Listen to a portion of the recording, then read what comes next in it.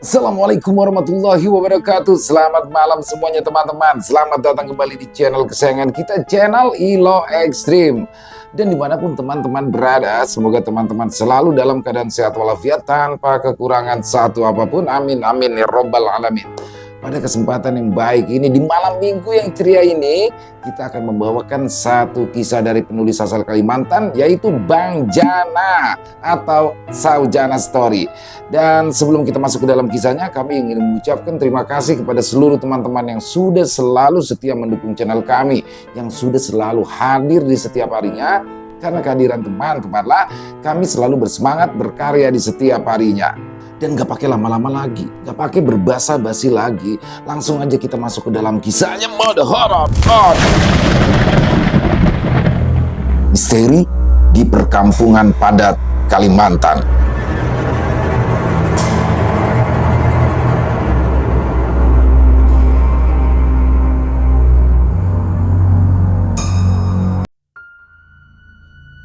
Hiruk-pikuk manusia yang berjalan saling berpapasan.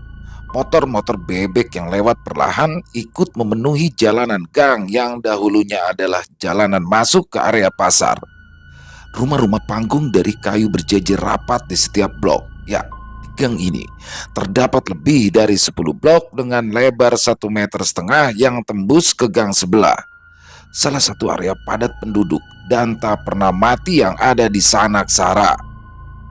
Krisis moneter yang menimpa Indonesia membuat banyak ketidakpastian di area Pulau Jawa, tapi itu tidak terasa signifikan di sini.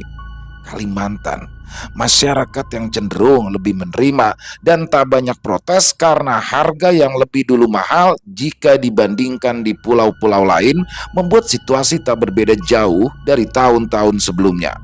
Namun, ini bukanlah tentang situasi politik di negara, tapi suatu peristiwa yang tentu saja tak akan pernah bisa dilupakan oleh warga Pingsu selama hidupnya. Setidaknya untuk mereka yang sudah hidup dalam hiruk-pikuk di dalam gang dan memiliki kesadaran penuh. Anak-anak berlarian ke sana kemari, tanah-tanah kosong dipenuhi mereka yang asyik bermain kelereng, lompat tali, dan aneka permainan lainnya.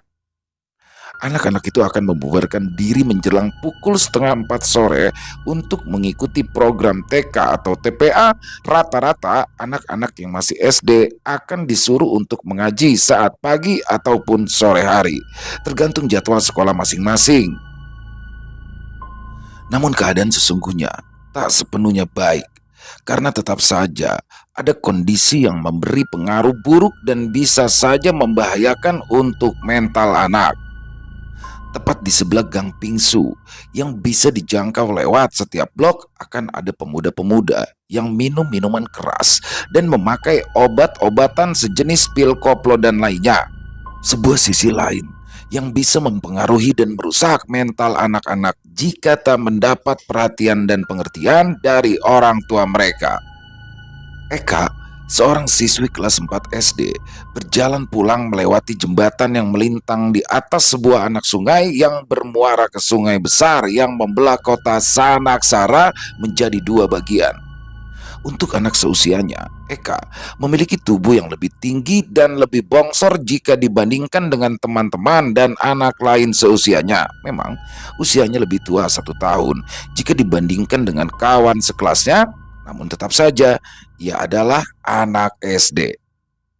Beberapa waktu belakangan, Eka terlihat berbeda dari sebelumnya. Ketika biasanya ia sering duduk di depan rumah dan melakukan kegiatan seperti halnya anak-anak pada umumnya, namun terasa justru berbeda. Eka terlihat lebih berseri. Ia juga sudah mulai mencoba mempercantik diri. Bedak tabur yang biasa ia pakai ketika berangkat sekolah kini dipakai meski hanya berada di sekitaran rumah. Ia juga semakin sering terlihat duduk di depan rumah tetangganya yang berjualan berbagai macam mainan. Melihat ke kiri dan ke kanan dan memperhatikan sekitaran, sudah tentu itu bukanlah hal yang sia-sia karena baginya ada orang yang belakangan ini menarik perhatiannya. Sebuah perilaku aneh dari anak-anak yang sebentar lagi akan menginjak remaja namun justru akan menjadi malapetaka baginya dan warga sekitar. Seorang lelaki dewasa melintas sambil tersenyum memandang Eka yang sedari tadi duduk di depan rumah salah satu tetangga.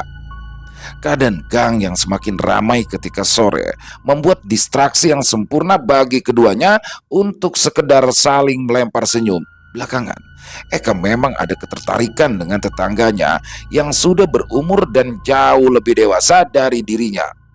Sebuah perasaan yang salah dan sudah tentu melanggar hukum dan norma yang berlaku. Itu pun berlaku sebaliknya. Eka tak seharusnya memiliki perasaan tertentu dengan tetangga yang lebih cocok ia panggil dengan sebutan Om. Namun apa yang terjadi di antara mereka bisa saja adalah hal yang tak mereka sangka-sangka. Hidup memang penuh dengan hal-hal yang tidak terduga hingga hal-hal menjadikan terjadi setelahnya. Sebulan pun berlalu, tak ada hal yang berbeda dari keduanya. Eka dan lelaki itu masih saja saling berpandangan ketika sore tiba. Saat sang lelaki yang bernama Arifin itu pulang dari kerja, Arifin adalah seorang pemuda berumur 25 tahun yang bekerja di sebuah toko barang elektronik yang terletak di sebuah komplek perbelanjaan paling tua yang ada di Sanaksara. Ia belum menikah, masih lajang, dan merupakan warga yang tinggal sekitar 5 tahun di daerah situ. Ia berasal dari daerah Kalimantan dari belahan area lain. Tinggal seorang diri tanpa keluarga yang masih tinggal menetap di daerah asalnya. Sehari-hari, Arifin pergi bekerja menjelang pukul 8. Ia mandi di sungai ketika pagi dan sore, dan di saat itulah pada akhirnya ia sering bertemu dan bercengkrama dengan Eka. Dari situ, perasaan yang tabu antara dua anak manusia terpaut usia yang cukup jauh akhirnya terjadi. Perhatiannya pada Eka secara perlahan disambut hangat oleh sang gadis kecil. Keduanya tak menyadari bahwasanya perasaan yang tumbuh di antara mereka adalah sesuatu yang salah dan tak seharusnya terjadi. "Mak, kemarin Ipin ngomong mau kasih aku kalung," ucapnya pada sang ibu yang sedang mengupas bawang untuk makan siang nanti. "Masa? Memangnya Ipin ngomong apa?" tanya ibunya yang sempat terkejut mendengar pertanyaan anak perempuannya itu.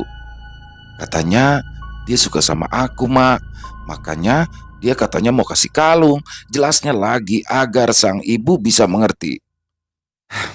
"Yang penting kamu hati-hati ya. Umurmu sama Ipin itu jauh. Nanti apa kata tetangga kalau misalnya kamu pacaran sama dia?" ucap ibunya lagi untuk memberi pengertian kepada Eka yang sepertinya terlalu cepat dewasa di usianya yang masih terlalu belia. Eka mengangguk pertanda mengerti, namun perasaan tak bisa ia tepikan. Sementara ia tak mungkin bercerita lebih lanjut pada ibunya karena sudah mendapat jawaban tersirat berupa ketidaksetujuan. Meski tak secara harfiah, namun Eka sudah cukup mengerti maksud dari sang ibu.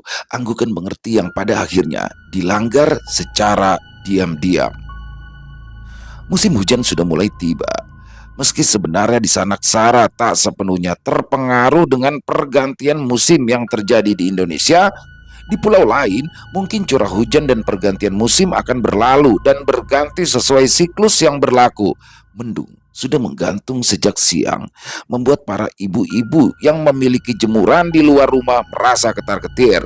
Cuaca di Sanaksara memang penuh misteri dan penuh ketidakpastian, membuat banyak warganya menjadi lebih awas dengan cuaca. Cuaca yang dingin membuat penduduk Gang Pingsu menjadi malas untuk keluar rumah. Kebanyakan sedang asik bercengkrama di dalam rumah sambil menonton televisi yang channelnya tak sebegitu banyaknya. Hanya stasiun televisi yang berdiri lebih 10 tahunlah yang bisa ditangkap dengan antena UHF biasa. Selebihnya, channel yang lain hanya bisa ditangkap dengan antena parabola yang tak semua orang punya. Gang Pingsu sementara menjadi sepi dan tak banyak yang melintas. Situasi akan menjadi lebih ramai ketika menjelang sore ketika anak-anak pulang sekolah dan berangkat mengaji. Eka pulang dari sekolah menjelang pukul 5 sore. Ia baru kelas 4 SD dan masuk sekolah mulai pukul 1 siang. Langkahnya terasa ringan, wajahnya berseri-seri karena ini adalah hari Sabtu. Kemarin dia diajak untuk bermalam minggu oleh Ipin. Eka berencana untuk tiba di rumah lebih cepat agar ia bisa memiliki waktu yang cukup untuk bersiap. Dan dari sinilah kisah yang menjadi kenangan buruk dari warga Gang Pingsu akhirnya terjadi. Eka mematut diri di depan cermin yang ada di lemari pakaiannya. Bedak ia taburkan tipis, ia oleskan ke wajahnya, pelembab bibir ia poles agar tak terlalu pucat. Malam ini, ia akan main ke rumah Arifin karena beberapa hari sebelumnya pemuda itu mengirimkan pesan padanya agar mampir sehingga ia bisa memberikan kalung yang sempat ia janjikan beberapa waktu yang lalu. Sementara Eka sudah bersiap. Begitu pula dengan Arifin yang tadi sempat pergi ke sungai untuk sekedar mandi dan mencuci pakaian yang sempat menumpuk sejak kemarin.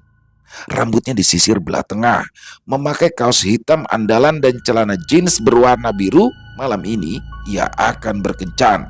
Setidaknya itulah yang Arifin pikirkan karena ia tahu Eka juga memiliki ketertarikan padanya. Tok tok tok, tok tok tok. Ya sebentar, suara lelaki terdengar dari dalam rumah. Ketukan berhenti sejenak sebelum akhirnya pintu itu terbuka. Arifin yang sudah memakai pakaian rapi andalannya menyambut dengan ramah gadis kecil yang berdiri di ambang pintunya. Eka tersenyum manis dengan bibir yang mengkilap karena pelembab. Ia memakai kaos longgar dengan celana pendek. Dalam pikirannya, Eka sangat berharap jika Arifin akan menepati janjinya, yaitu akan memberikan kalung yang sempat dijanjikan. Eka memanglah terlalu polos, karena sebenarnya kalung yang dijanjikan merupakan kalung imitasi yang tak sebanding dengan apa yang tengah menari-nari di dalam kepalanya. Arifin lalu mempersilahkan Eka untuk masuk. Keduanya mulai bercengkrama. Arifin menyatakan maksudnya untuk bisa berpacaran dengan Eka yang jelas umurnya berjarak cukup jauh dengannya. Eka menyambut. Ia memang memiliki ketertarikan dengan Arifin, namun ekspektasi yang ada di kepala Eka jelas tak sama dengan jalan pikiran Arifin yang usianya lebih dewasa. Gubrak, gubrak. Suara gaduh terdengar pelan, namun lirih, menembus sekat dinding kayu yang membatasi rumah satu dengan rumah yang lain. Tidak ada kecurigaan, tidak ada teguran. Seketika suara gaduh itu hilang, semua menjadi senyap. Suara televisi di rumah tetangga kembali mendominasi, di mana penghuninya tenggelam dengan tayangan di kala cuaca dingin yang menyelimuti kota. Gerimis yang turun sejak sore membuat suasana menjadi senyap. Gang yang biasanya ramai kini menjadi sepi. Tak ada pemuda yang biasanya duduk nongkrong-nongkrong bercengkrama sambil sesekali mabuk. Atau tak ada bapak-bapak yang biasanya duduk lesehan melingkar sambil bermain judi. Suasana yang sangat-sangat mendukung untuk dua anak manusia yang tengah memadu kasih. Suara terdengar dari salah satu bilik yang terhalang pintu kayu. Warga sekitar sudah sepenuhnya tertidur karena cuaca yang dingin dan mendukung untuk memejamkan mata. Malam sudah semakin tinggi. Gerimis masih saja turun. Jalanan semen di gang terlihat mengkilap oleh sorot lampu remang, di mana biasanya bapak-bapak duduk untuk mengobrol ngalor ngidul. Arifin keluar. Ia memakai kaos oblong belel dengan celana pendek sambil membawa beberapa lembar pakaian menuju ke sungai. Sorot lampu senter menerangi langkahnya, menyusuri jalanan setapak dari kayu yang gelap. Ia berjongkok sambil mencuci beberapa lembar pakaian dan juga celana jeans. Tumben, jam segini cuci baju, Pin. Seorang tetangga keluar dari bilik kamar mandi yang mengapung di atas sungai. Bilik itu berdiri di atas dua batang kayu besar yang disusun dan diatur serupa rakit. Fasilitas yang disediakan untuk bisa dipakai warga sekitar yang tidak memiliki kamar mandi dan jamban di dalam rumah.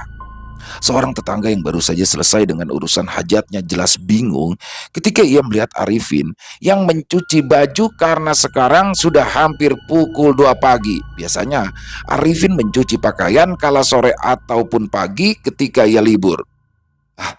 Ada baju sama celana yang lupa dicuci, padahal lusa mau dipakai. Takutnya besok tidak sempat.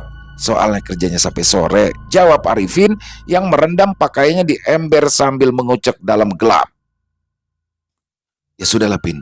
Aku pulang duluan kalau gitu. Balas sang bapak tetangga sambil meninggalkan Arifin sendirian mencuci dalam gelap tanpa menyadari apa yang baru saja ia lihat. Warga Gang Pingsu mendadak gempar. Anak seorang warga dinyatakan menghilang karena sudah beberapa hari tidak kunjung pulang ke rumah. Ya, dia adalah Eka, anak SD yang terlihat lebih menonjol daripada anak-anak lainnya karena tubuhnya yang lebih tinggi dan bongsor. Eka dikabarkan menghilang sejak hari Sabtu lalu. Tetangga ikut mencari. Sekolah sudah didatangi untuk bertanya ke teman-teman Eka yang sekiranya tahu perihal keberadaan sang anak yang menghilang. Keadaan di gang seketika riuh, ramai karena sempat ada isu penculikan anak untuk dijadikan tumbal jika sedang ada proyek pembangunan di suatu wilayah. Isu yang sudah lama berkembang dari satu daerah ke daerah lain, di mana sebuah mobil dengan ciri khusus selalu menjadi perhatian dan dicurigai sebagai pelaku penculikan. Semua tak lepas dari stigma yang ditampilkan di berbagai tayangan, baik televisi maupun film yang tayang di bioskop. Penjahat selalu digambarkan menggunakan mobil jenis tertentu jika ingin melancarkan aksinya, baik itu mencuri, merampok, atau menculik seseorang. Berbekal sapu tangan yang sudah disirami dengan cairan propofol, pihak kepolisian melakukan olah tempat kejadian perkara. Tak lupa juga menanyakan beberapa hal pada keluarga, tetangga, dan orang-orang sekitar yang sekiranya melihat Eka sebelum dikabarkan tak pulang dan menghilang. Hingga kabar yang menggegerkan seluruh kota akhirnya menyebar dengan cepat. Kabar yang sangatlah tidak disangka akan terjadi di Sanaksara, kota yang masyarakatnya cenderung tenang dari segala keributan. Seorang lelaki mengendarai satu unit truk berwarna kuning. Ia berkendara bersama 3 kawan yang lain saat dini hari untuk bekerja. Mereka adalah petugas kebersihan yang biasa mengangkut sampah dari satu tempat dan berpindah ke tempat lain yang pada akhirnya akan berakhir di tempat pembuangan akhir.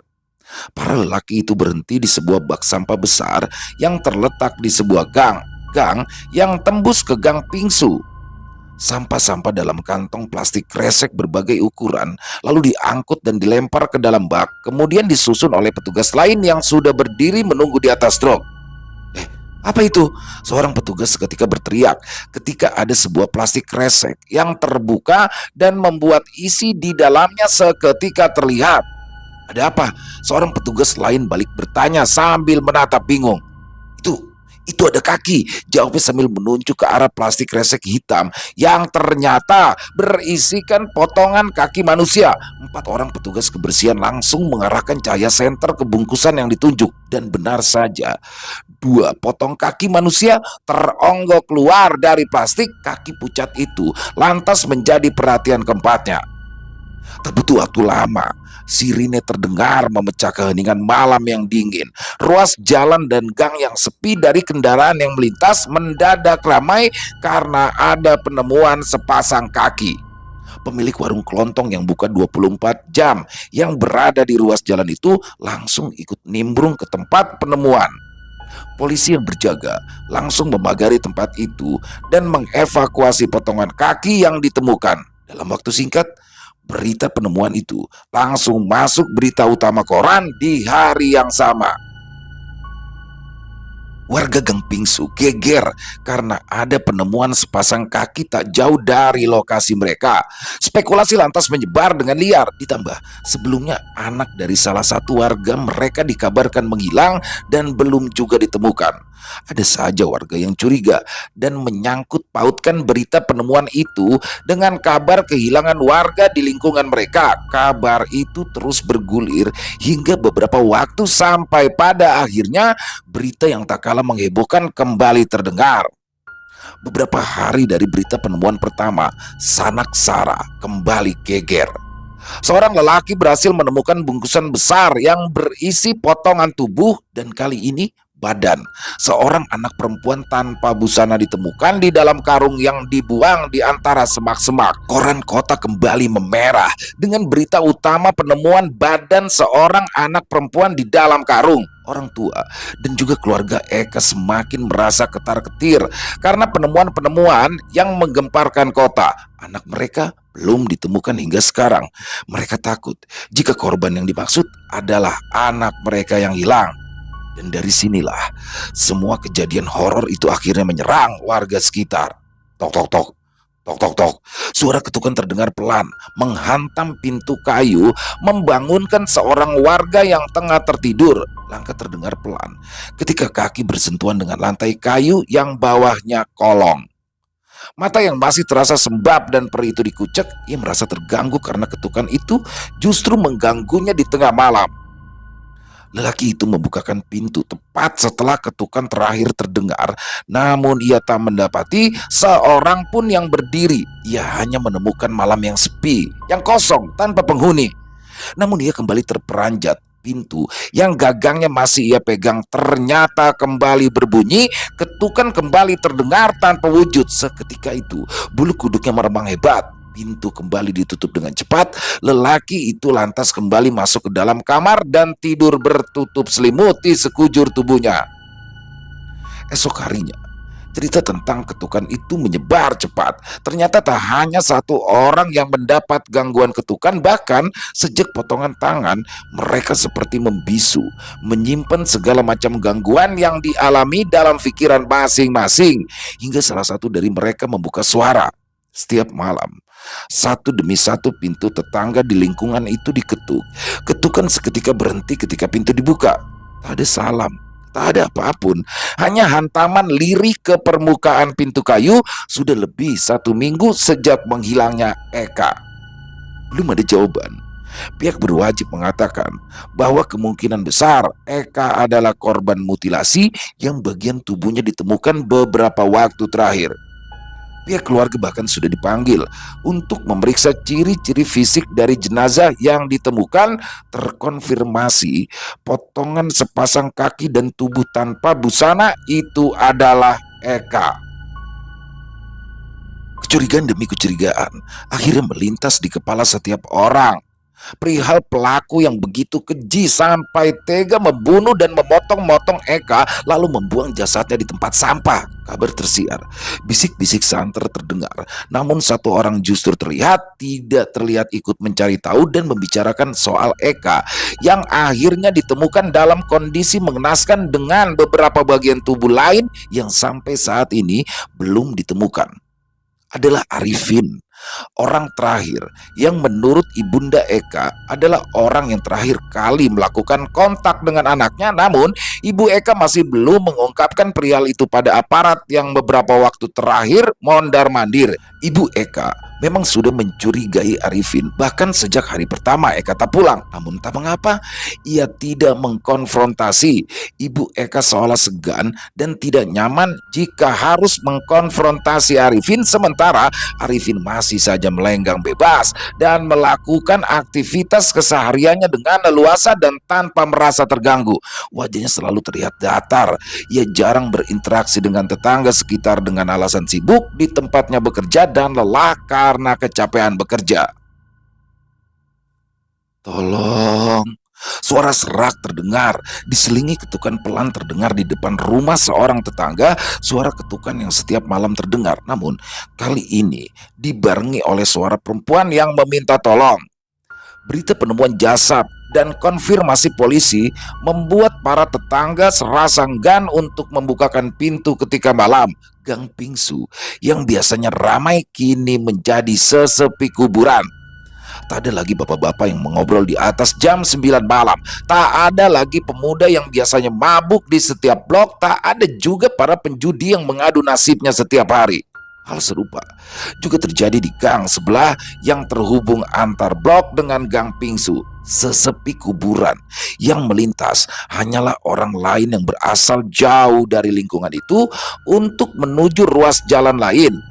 Gang yang tadinya seolah tak pernah mati itu kini dilanda ketakutan yang teramat sangat. Ditambah suara ketukan dan suara minta tolong kini justru terdengar di rumah-rumah yang radiusnya makin jauh dari kediaman keluarga Eka maupun Arifin. Hingga pada akhirnya seseorang bernasib sial. Seorang laki-laki yang tengah mendorong gerobak dagangannya di tengah malam. Belakangan, ia hampir tak menemukan pelanggan di area ini. Ia tak membaca koran Ia juga tidak mendengar desas-desus yang santer terdengar di lingkungan gang yang sering ia lewati. Baginya, Gang Pingsu yang tak pernah tidur selalu jadi tempat yang tepat untuk ia berdagang. Ia biasanya akan berjalan-jalan di area itu dari satu blok ke blok yang lain selama 1 jam lamanya. Dan dalam kurun waktu itu, ia biasanya mendapatkan setidaknya 5 sampai 10 pesanan. Saat ini, keadaan sudah berbeda. Ia berjalan menyusuri gang yang sepi. Tak ada orang, tak ada pelanggan, bahkan ketika ia memukulkan spatula besi ke wajan. Pak, beli. Suara lirih perempuan terdengar dari arah belakang membuat sang penjual tahu tek-tek itu mengembangkan senyum. Akhirnya, ia mendapatkan juga pelanggan dari gang ini. Pedas atau enggak? Tanya penjual itu sambil menyalakan kompor minyak yang ada di gerobaknya. Jangan pedas, Pak Le. Nanti tenggorokan saya sakit, jawab suara itu lirih. Penjual tahu tek-tek itu lantas menoleh untuk kembali memastikan pesanan sebelum ia memasak. Di hadapannya tak ada seorang pun. Namun, hal yang tak ia sangka-sangka justru terlihat ketika ia menurunkan pandangannya. Matanya seketika terbelalak. Sejenak, kerongkongannya menjadi kering dan tercekat. Tak ada suara yang berhasil keluar dari mulutnya.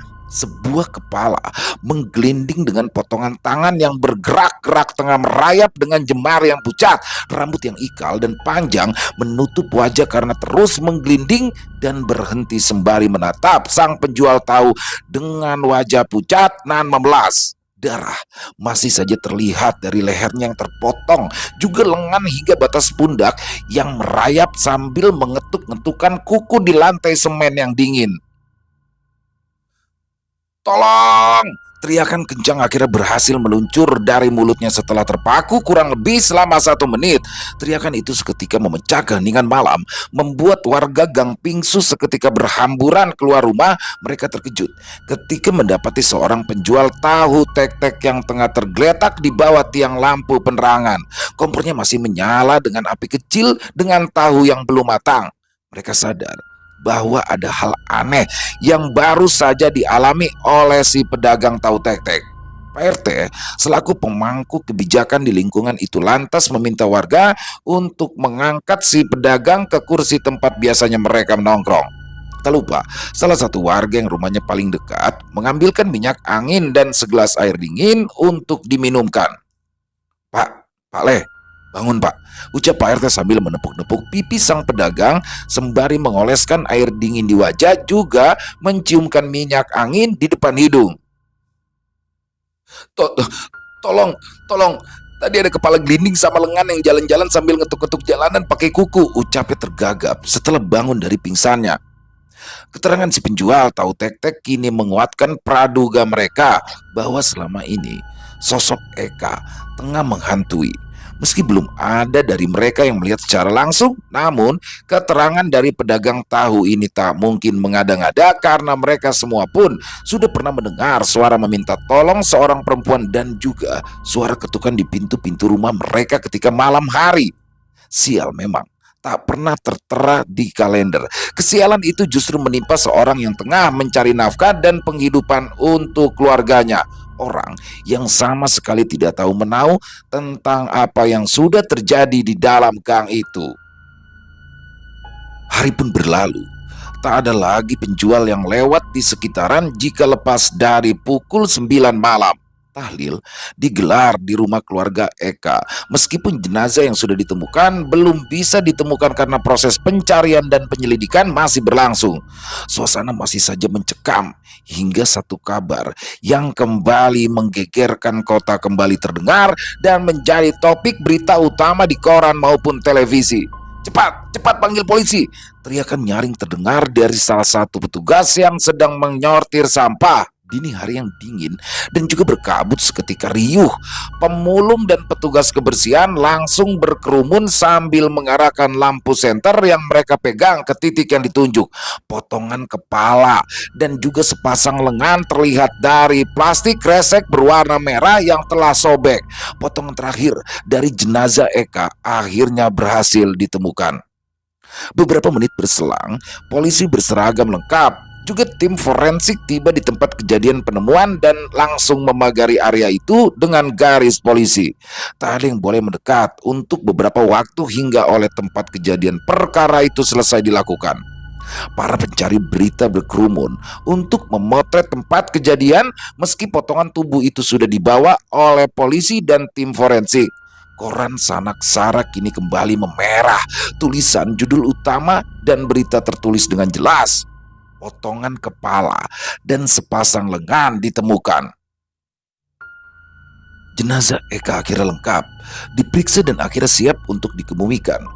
Pihak kepolisian mengantarkan jenazah gadis korban mutilasi itu hingga ke peristirahatan terakhir dengan menggunakan peti jenazah.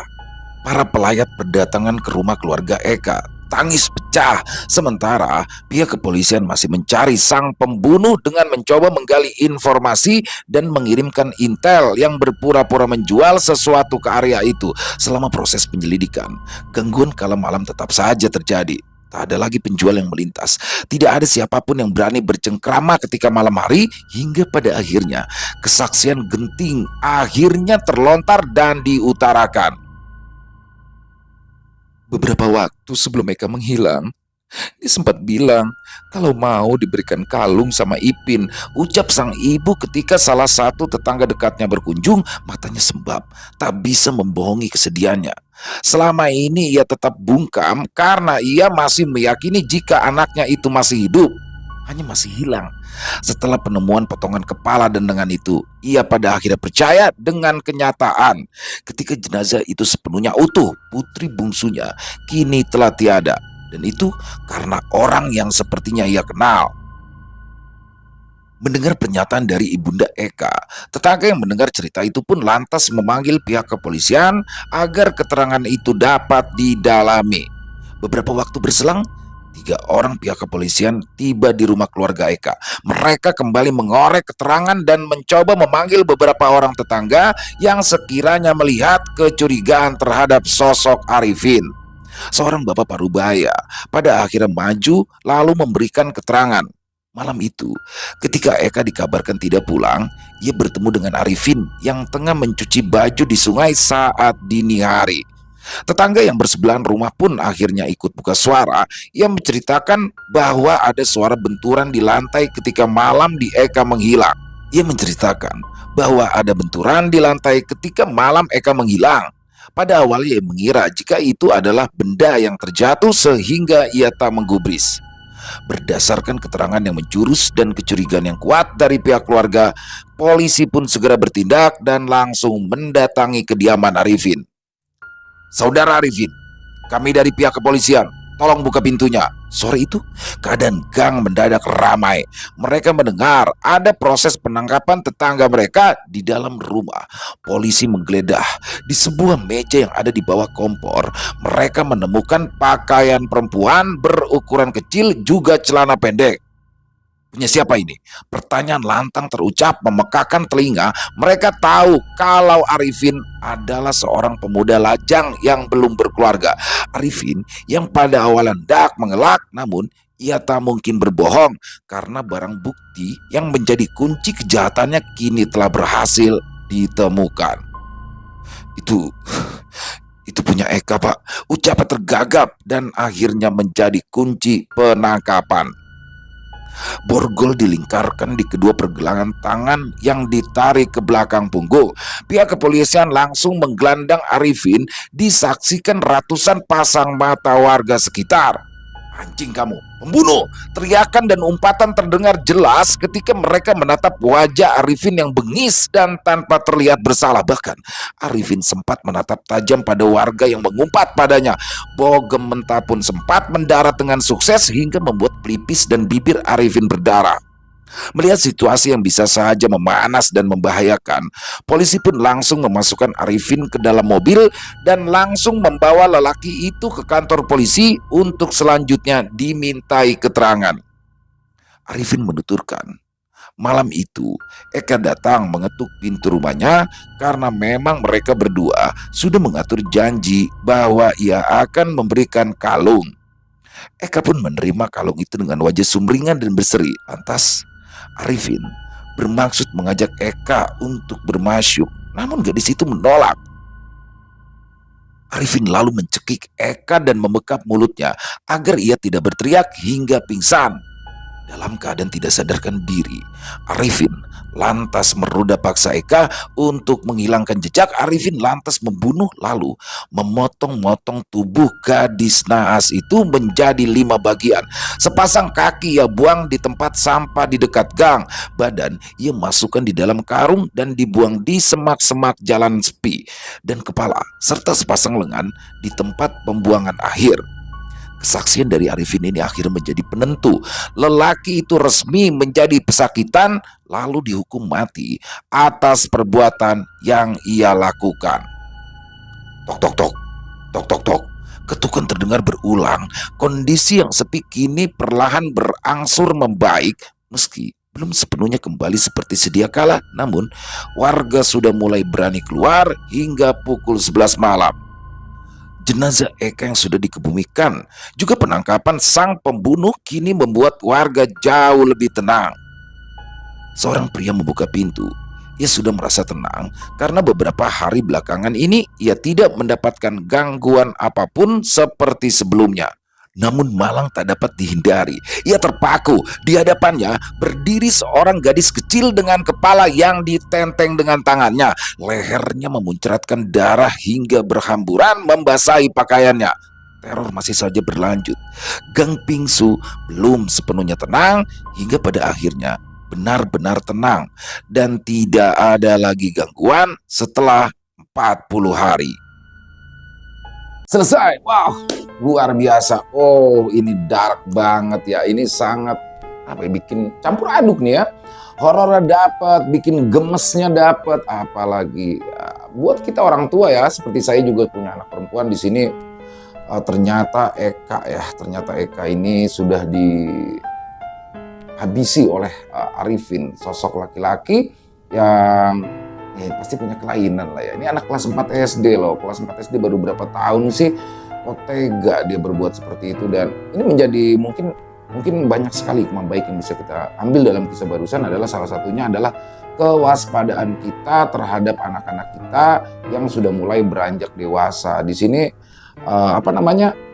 pengawasan orang tua ya, pengawasan dari orang tua harus lebih ekstra ketat, apalagi di sini tidak menyalahkan ya, sama sekali tidak menyudutkan pihak manapun. Eka sempat curhat nih sama ibunya. Harusnya di sini mungkin lebih ekstra waspada untuk orang tua ketika seorang anak sudah menyatakan ketertarikan dengan lawan jenisnya ya. Apalagi ini adalah orang yang dia kenal gitu loh, orang yang di daerah masih dalam satu lingkup dan sudah jauh lebih dewasa. Emang nih sampai bingung nih ngungkapin kata-kata untuk seorang seperti Arifin ini, si Ipin ini ya. Dan begitu tenangnya dia nggak lari, dia masih tetap tinggal di situ, begitu santainya. Jadi bener-bener kayak psycho banget ya. Kan biasanya orang-orang pelaku-pelaku seperti ini tuh lari kemana, tapi dia tetap stay di situ. Dan mungkin juga beberapa teman-teman mungkin berpikir bahwasanya kenapa sih arwah dari atau roh atau penampakan dari Eka itu meneror warga? Kenapa dia nggak neror sih Arifinnya itu? Pastinya kemungkinan besar ya. Jadi kemungkinan besar Arifin ini juga pasti sudah diteror, tapi dia tetap bertahan. Dan alhamdulillah pada akhirnya dengan waktu yang berjalan, pihak kepolisian bisa mengungkap apa yang terjadi sebenarnya. Dan semoga arwah Eka tenang di alam sana dan Arifin mendapatkan hukuman yang setimpal atas perbuatannya itu. Dan semoga keluarga dari Eka diberikan ketabahan. Dan mohon maaf ya buat teman-teman, jadi di sini nama Sanaksara ya, nama Sanaksara, kota Sanaksara ini adalah kota yang bukan kota yang sebenarnya. Jadi namanya ini memang disamarkan, dan di Kalimantan mananya juga memang disamarkan oleh Bang Jana karena memang ini menyangkut kejadian nyata, ini kisah nyata based on true story, dan untuk menjaga privasi orang-orang di sekitarnya. Jadi itu ya. Dan sekali lagi keren banget Bang Jana kisahnya. Ditunggu lagi untuk Bang Jana kisah-kisah selanjutnya dari tanah Kalimantan yang pasti tidak kalah serunya ya. Dan semoga kisah barusan bisa menemani malam minggu teman-teman semua. Silakan yang punya komentar lain, yang punya pendapat lain bisa dituliskan di dalam kolom komentar. Dan ataupun hanya sekedar saling menyapa, silakan, insya Allah kami akan membalasnya satu persatu. Buat yang suka dengan video barusan bisa klik tombol like-nya, tombol jempolnya, boleh juga ya di-share link videonya ini ke teman-teman yang lain, ke saudara-saudara yang lain agar juga ikut terhibur. Dan buat yang baru bergabung atau yang sudah lama bergabung tapi lupa belum subscribe, diklik dong tombol merah subscribe-nya, jangan lupa lonceng notifikasinya dinyalakan agar teman-teman selalu mendapatkan notifikasi dari konten-konten yang akan kami upload selanjutnya. Dan untuk channel Ilo Extreme kami upload di setiap harinya, setiap jam 7 malam waktu Indonesia bagian Barat. Dan buat teman-teman mungkin yang punya kisah horor misteri ya, yang diangkat dari kisah nyata, yang berdasarkan pengalaman pribadi, apabila mungkin berkenan dibawakan di channel kami, silakan bisa mengirimkan ke nomor telepon yang ada di bawah sini, dan bebas dalam bentuk tulisan boleh, dalam bentuk rekaman suara audio voice note, bebas senyamannya teman-teman aja. Untuk yang sudah mengirimkan kisah kami ucapkan terima kasih. Untuk yang sudah mengirimkan kisah tapi belum dibawakan, harap bersabar ya, karena harus melalui proses penggarapan terlebih dahulu. Dan di akhir kata, saya Ilo mengucapkan permohonan maaf apabila mungkin dalam pembawaan kisahnya barusan ada kata-kata saya yang salah ataupun ada kata-kata saya yang kurang berkenan. Saya mohon dibukakan pintu maaf yang seluas-luasnya. Sampai berjumpa lagi di konten-konten kami selanjutnya yang pasti tidak kalah ngerinya, yang pasti tidak kalah seramnya. Masih bersama saya Ilo di channel Ilo Extreme. Salam sehat, sukses selalu untuk kita semua. Jangan lupa bahagia, tapi jangan pernah pura-pura bahagia. Wassalamualaikum warahmatullahi wabarakatuh.